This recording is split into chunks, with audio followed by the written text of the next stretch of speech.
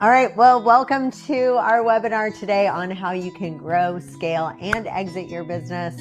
We are super excited, and I want to ask a question. Let's talk about inconsistency of service. Why do you look at me when you say inconsistency? I feel attacked.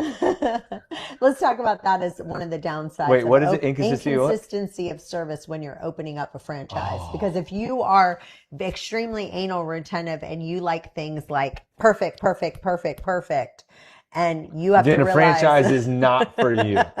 It's not. I mean, think about when you go to McDonald's. Sometimes they forget your order. Well, they're pretty consistent. If you go to McDonald's, almost everybody forgets your order, right? And so at the same time, you can run it like a Chipotle where they only let the managers hand out food because they don't want that inconsistency. So anytime there's an inconsistency in anything, you want to put the leader in charge, give them the process system to track it, and allow them to effectively run that. However, as you start running that through any type of scale, you're going to have a percentage of inconsistencies. And because we all think differently, we all operate differently. What's important to you may be not as important to me. So they deliver a different level or a different product of service. And if you think about like some of the franchises, think about like all the sandwich places like Subway, Jersey Mike's, Firehouse Subs. The reason like anyone can make a sandwich I'm having pretty a Subway tonight. Perfect. It's not hard to kind of make that a consistent experience because they're right there in front of you. And it's until like, they forget to heat up the chicken. Yeah, but then they forget to heat up the chicken. They don't add enough sauce. They don't add enough. Yeah, but they made the scoopers. So then they made the scooper where the scooper is the right size. So you always got the same. So every time you have a problem in consistency, that's what you fix on the corporate level. So when you go franchise, then you have that problem solved. That's what someone's buying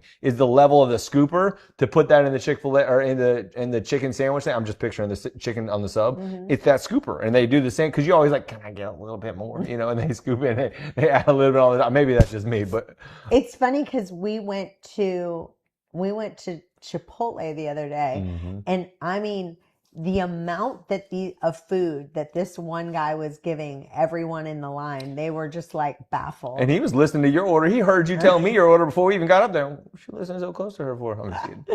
And so I want to talk a little bit about sometimes, you might be, I know we had a company, they actually were a licensing model and they were killing it.